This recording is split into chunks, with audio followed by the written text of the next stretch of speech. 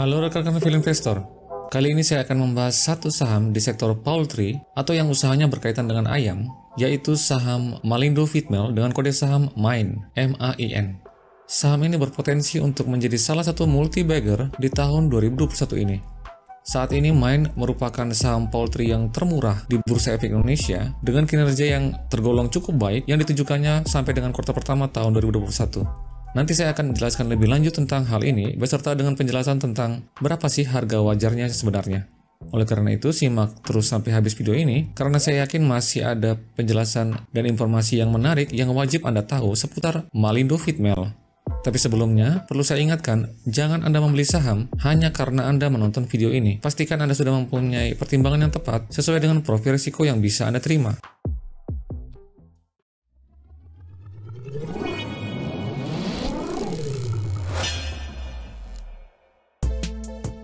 Seperti biasanya, supaya kita tidak membeli kucing di dalam karung, ada baiknya Anda simak sedikit saja tentang profil bisnis Malindo Feedmill.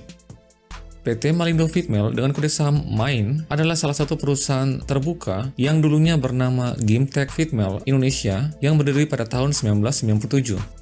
Perusahaan ini bergerak di bidang produksi dan penjualan pakan ternak, pembibitan dan distribusi anak ayam usia sehari ras pedaging, pembibitan dan penjualan anak ayam usia sehari ras parent stock, serta peternakan ayam ras pedaging.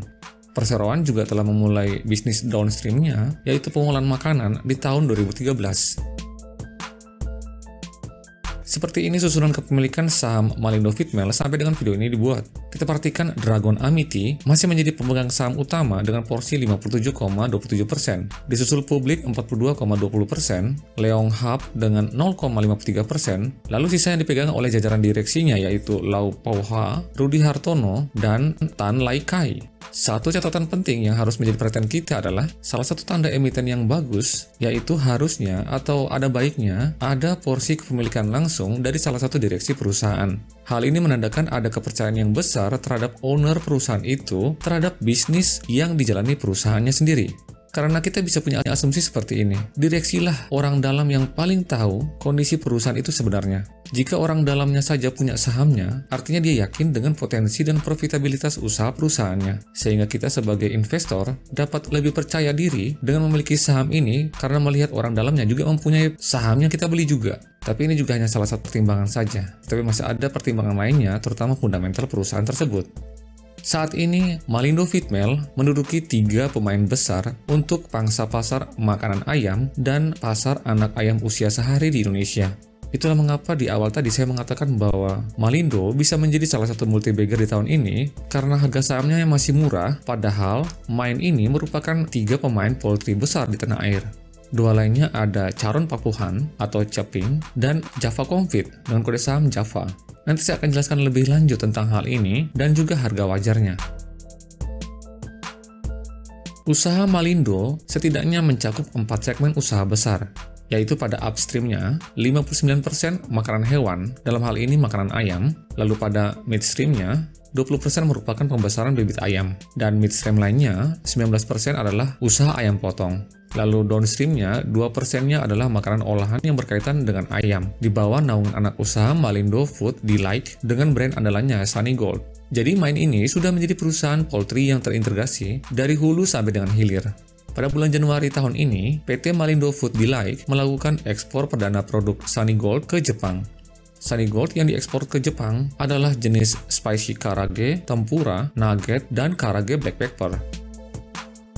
Untuk kinerjanya sampai dengan kuartal pertama tahun 2021, penjualan bersih perseroan meningkat sebesar 27% dari 1,6 triliun pada kuartal pertama tahun 2020 menjadi 2,1 triliun pada kuartal pertama tahun 2021. Peningkatan penjualan ini berasal dari peningkatan penjualan pakan ternak sebesar 22%, penjualan anak ayam usia sehari sebesar 55%, dan penjualan ayam pedaging sebesar 34%. Hasilnya, laba bersih perseroan meningkat drastis sebesar 522%, dari 14 miliar pada kuartal pertama tahun 2020 menjadi 88 miliar pada kuartal pertama tahun 2021. Hasil menggembirakan di kuartal pertama ini membuat perusahaan menjadi optimis bahwa di tengah lesunya perekonomian global masih ada peluang untuk bertumbuh dengan pemilihan strategi yang tepat guna bertahan di tengah situasi pandemi COVID-19 ini. Kemudian untuk kesehatan keuangannya, saya melihat Main terlihat cukup baik. Total hutang Main sampai dengan kuartal pertama tahun 2021 sebesar 2,8 triliun. Jumlah ini memang lebih besar dari ekuitasnya yang sebesar 2 triliun. Tapi jika kita perhatikan hutang jangka pendeknya yang sebesar 2 triliun, jumlah ini lebih kecil dari aset lancarnya yang sebesar 2,3 triliun. Jadi untuk kualitas hutangnya, Malindo masih mempunyai solvabilitas yang cukup aman untuk saat ini. Lalu kita melihat potensinya. Kedepan potensi yang dimiliki oleh Malindo sangat besar. Tadi di awal sudah saya singgung bahwa Malindo merupakan 3 pemain besar poultry di Indonesia. Yang pertama kita lihat untuk makanan ayam, kita perhatikan produksi ayam dari tahun 2005, artinya produksi ayam secara keseluruhan di Indonesia pada tahun 2005 sampai dengan 2019 mengalami peningkatan yang sangat pesat. Hal ini meningkatkan konsumsi pakan ayam yang terlihat pada bagan ini, terlihat naik terus dari tahun 2015 sampai dengan tahun 2019. Sehingga tidak mengherankan jika penjualan Malindo Feedmill bertumbuh dengan sangat baik selama kurang lebih 10 tahun terakhir. Nah, tapi yang menjadi tantangan utama dari lini usaha pakan ternak Malindo Feedmill ini dan juga pemain lainnya seperti Java dan Cepin adalah bahan bakunya. 85% biaya produksi pakan ternak ada di bahan baku. Dan komposisi pemakaian bahan baku jagung dalam pakan ayam adalah 40%. Sisanya adalah bungil kedelai 25%, dedak 15%, CPO 5%, dan bahan-bahan lainnya.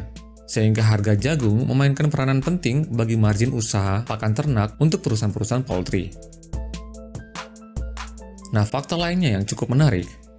Dari kesemua daging konsumsi yang ada di pasar, ternyata masyarakat banyak mengkonsumsi daging ayam sebesar 10,5 kg per kapita. Dibandingkan dengan daging lainnya seperti daging sapi kita perhatikan, hanya 2,2 kg per kapita. Daging babi 1 kg per kapita, dan daging kambing sebesar 0,4 kg per kapita.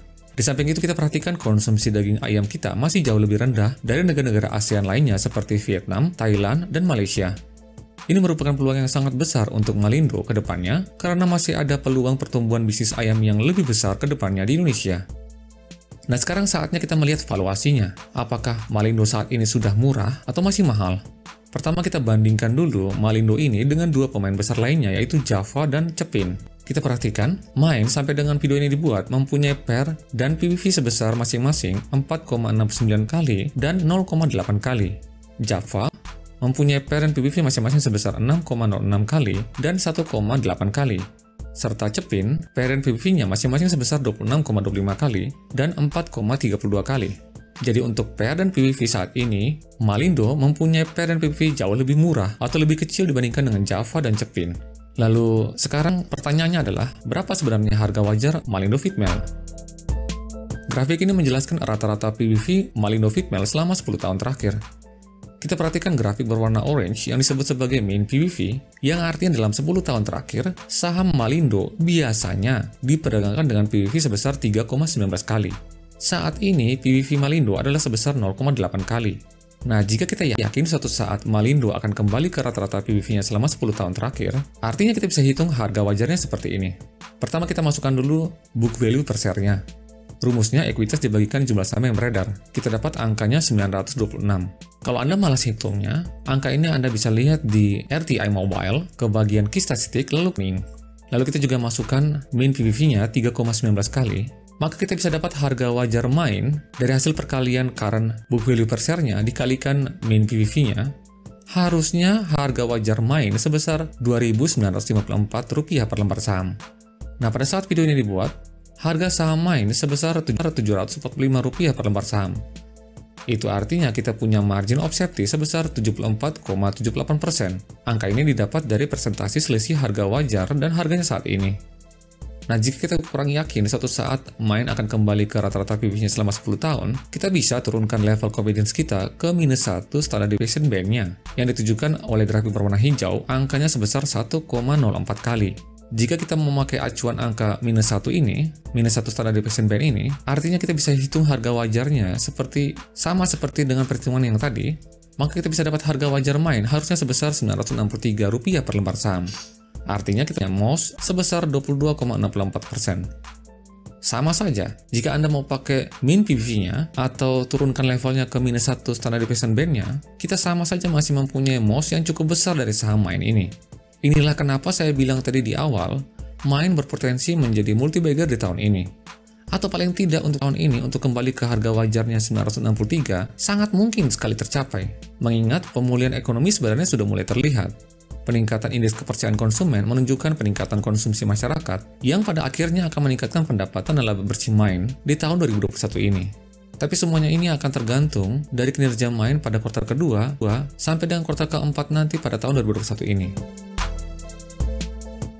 Oke, sekian dulu analisa untuk Malindo Fitmal kali ini. Sekian dan terima kasih. Salam Value Investor.